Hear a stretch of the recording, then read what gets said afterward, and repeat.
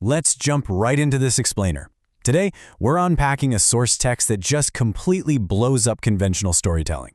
It's called the indexer void. And what makes this so wild is the format itself. This is literally a novel disguised entirely as a back-of-the-book index. No chapters, no dialogue, just an alphabetical list of terms, cross-references, and page numbers. So how does a sterile academic tool hold an entire universe of human emotion? Let's get into it. Think about this. How do you index the coastline of a broken heart? It's a pretty heavy question, right? Because an index is supposed to be purely functional, dispassionate. It just points to where things are. But as we dig in, we see this dry academic surface is hiding some massive emotional stakes. Our indexer is desperately trying to organize the uncontrollable, mapping the jagged, eroding coastline of her own heartbreak, using literally the only tools she has left: alphabetical order and cross-references. Section 1. An Atlas of Lost Coastlines, the Academic Facade. We start right off with this honestly chilling publisher's note from our Blackthorn. They basically warn the reader that the index they're looking at contains quote-unquote anomalies, extended entries, weird cross-references, highly personal notes. But the press made the choice to publish it exactly as they found it. We have added nothing, we have removed nothing. It's absolutely crucial to remember that what we're reading here is the unedited, posthumous work of a master indexer. We're looking at a pristine artifact of a mind unraveling. Here's the basic setup. Our protagonist, Mara Voss, was a master indexer. 22-year career. She was the best of the best. The actual text she was hired to index was this massive 7-volume encyclopedia called the Provisional Atlas of Lost Coastlines. But Mara passed away before it was published. What she left behind was a manuscript completely riddled with these unauthorized, deeply personal anomalies. She was hired to index the erosion of the Earth, but she ended up indexing the erosion of her own life. Section 2. The Coastline of Grief. Metaphors of Erosion. Take a look at this strict geographical definition she puts under the letter B. Breach. A rupture in a barrier island, levee, or other coastal defense through which the sea reclaims territory. Very dry, very academic, right? It perfectly sets up the contrast to the text, explaining how water eventually finds a structural weakness and just breaks through. But right after that dry definition, Mara hits us with this gut-wrenching personal note. 11 years of apparently intact structure, then September 14th. She takes the scientific definition of a coastal breach and bridges it directly to the sudden, catastrophic collapse of her own world. The structural weakness wasn't a levee, you know? It was her life.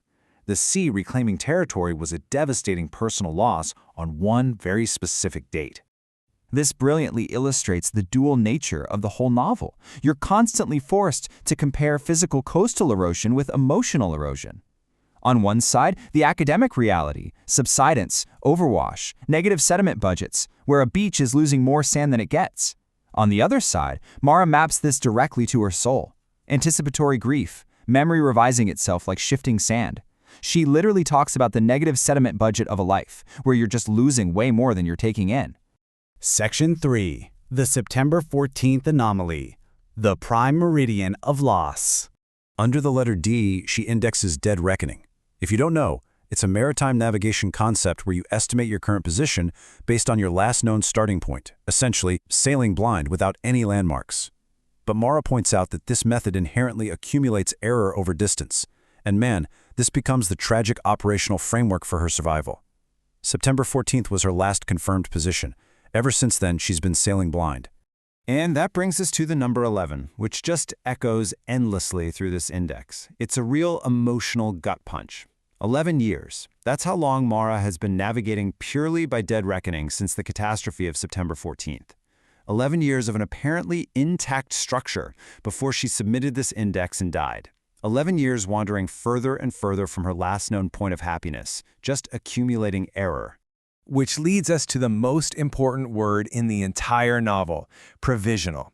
It absolutely dominates both the atlas she's indexing and her own mind. Provisional means temporary, right? Subject to revision. It's like a map issued with the promise that a better, more accurate version is coming eventually.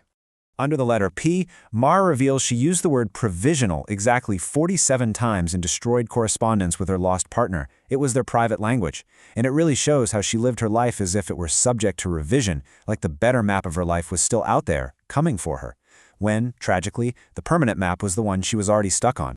Section 4. The Deliberate Omission. what the index cannot hold. Because this is an index, the architecture of the plot is literally shattered alphabetically. It forces you to experience the fragmented, completely non-linear reality of grief. In the early A and B entries, we find out Mara is dead. In the middle letters, we start to piece together that her partner died on September 14th, 11 years ago. By the end, we understand this isn't just a work document. It's a complete, inextricable merger of her professional life and her grief. She even includes an entry for names, but flat out refuses to index her lost partner's name. She writes, "The name is not written here. The name is everywhere in this index." Now, from the authorial notes at the end, we learn her partner's name was Iris, but Iris is never actually printed in the index. We only know her through the devastating shape of her absence, the book she read, how she tilted her shoulder, the shells she collected on the beach. So even though the book is alphabetical, there's a hidden chronological story mapping a precise timeline of erasure, from the pre-catastrophe days when provisional was just a shared joke to the 0 point of September 14th, through 11 long years of blind navigation, culminating in a Tuesday in March when the index is submitted and ending on a Thursday when Mara dies, her body just finally giving out under the weight of it all. Section 5. The Collaborative Architecture. Humans and AI Building a Coastline.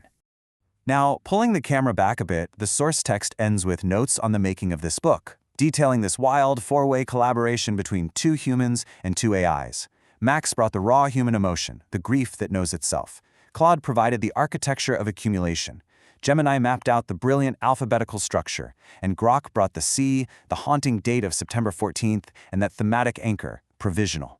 The boundary between human and AI here literally mirrors a coastline, two entirely different forces crashing together to shape something beautiful. This brings us to a really vital concept in the text, the coastline paradox. It's a real mathematical observation where the closer you measure a coastline, the longer it becomes, down to the molecular level until it's effectively infinite. Mara connects this right back to her core theme. Her measurement of her grief never resolves because the closer she looks at her lost love, the more there is to see. It's infinite. And the authors point out a critical takeaway here. The book works because the form is the feeling. Indexing grief alphabetically isn't just some clever gimmick. It is the ultimate metaphor for trying to organize the uncontrollable. You can label it, you can cross-reference it, you can bind it in a book, but the ocean of loss is still going to rise up and overwhelm the structure. Which brings us to the final indexed word in Mara's work, under Y, yet. She writes that yet is an act of provisional optimism. It demands a future. It implies the map isn't final. For 11 years, she refused to use that word, but in her final entry, she types it. It's this heartbreaking optimism for a future she ultimately never lived to see. We've seen how a dry alphabetical list can somehow chart the deepest waters of the human experience. So I want to leave you with this final thought as we wrap up this explainer. What happens to the map of our lives when our 0 point disappears? When the person or thing you measure your entire existence against is suddenly just gone? How do you keep navigating?